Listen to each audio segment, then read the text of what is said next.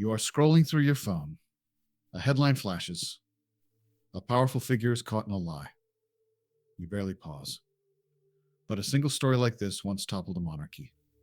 The French Revolution is often explained by bread prices and Enlightenment ideas. Yet the monarchy might have survived those pressures. Without one scandalous tale, it might have staggered on for years. The story begins in the 1770s with a piece of jewelry. A necklace so extravagant it makes modern luxury seem modest.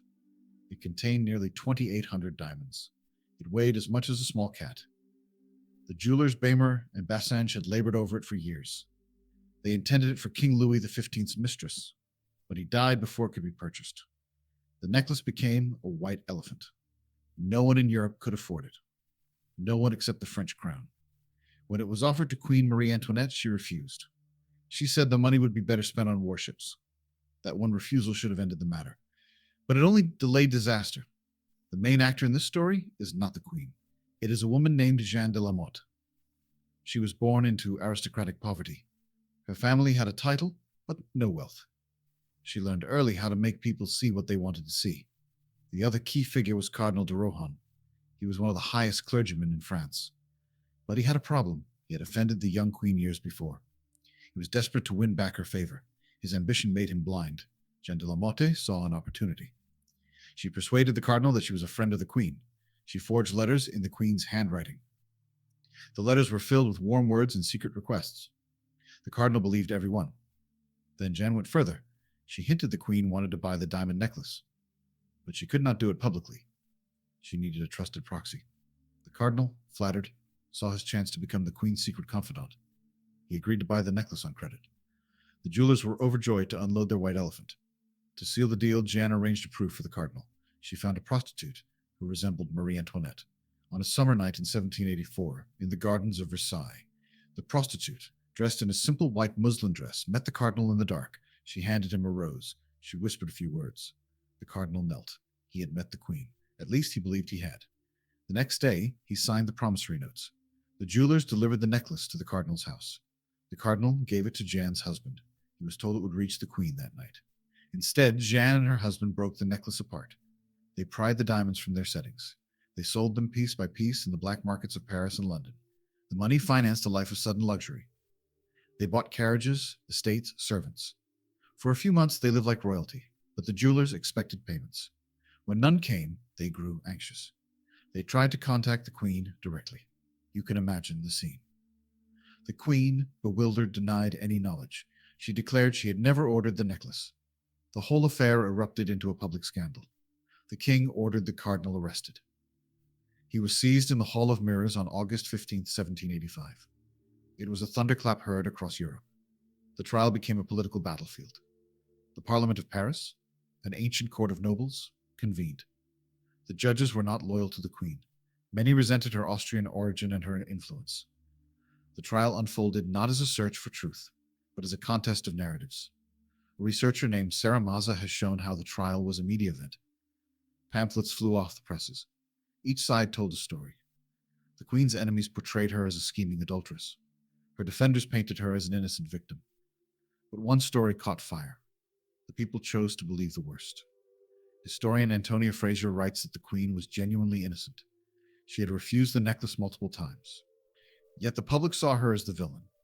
In 1786, the Parliament returned its verdict. Cardinal de Rohan was acquitted. Jeanne de la Motte was convicted and sentenced to be branded. But the real loser was the monarchy. The public celebrated the cardinal's innocence. They saw it as a defeat for the despised queen. In the streets of Paris, crowds shouted their support for the judges. A legal historian named Simon Schama has argued that this moment broke something. It broke the sacred aura of the crown. Here is the strange truth behind the scandal. The queen was actually the victim of the fraud, but the trial made her the villain because people already believed she was. The story did not change minds.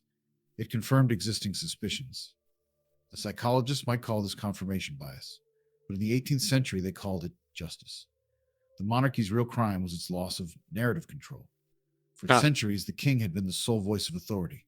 Now the streets had their own voice, and they told their own story. The necklace scandal gave them a story they could see. It was tangible, visual, grotesque. A 2 million livre necklace while peasants starved. A queen and a garden tryst. It was perfect drama.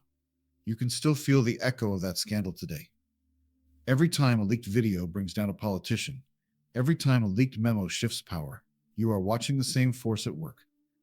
Institutions are held together not just by law, but by stories. When the story shatters, the law cannot hold. The French monarchy had soldiers, prisons, centuries of tradition. But a single tale of a diamond necklace undid it all. You might wonder if it could have been otherwise, if the acquittal had gone differently, if Jeanne had never escaped from prison, which she did. The monarchy might have staggered on, but the seeds of its end were planted. The revolution came only 3 years later. The king and queen would lose their heads. The necklace, however, was never recovered. Most of its diamonds were scattered across the continent. Some might be in a jewelry box, on a necklace you own. You would never know. But the true legacy of the necklace is not in the diamonds. It is in the pattern it set. Before 1785, royal scandal was whispered in corridors. Afterwards, it was shouted in the streets.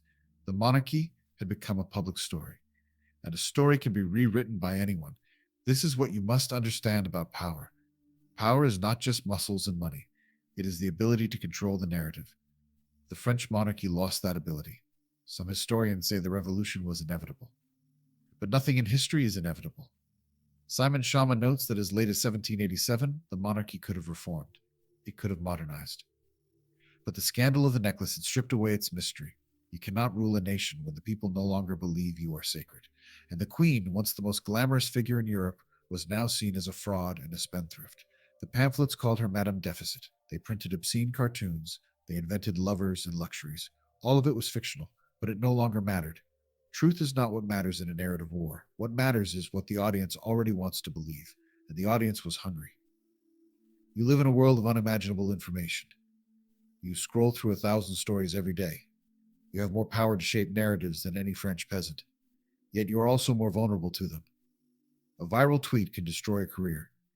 A deep fake can fabricate an event. The necklace scandal could only spread at the speed of horse and printing press. Today, it would reach every phone on Earth in seconds. Your institutions are held together by stories too, and they are just as fragile. So the next time you glance at a headline and scroll on, remember what a single story can do. A necklace once ended a monarchy. Your world too is just one tale away from changing forever. You look down at your phone. You see another notification. But now, you know. It is not just a story. It is a necklace waiting to fall. If you enjoyed this video, please subscribe to our channel. There's much more to discover.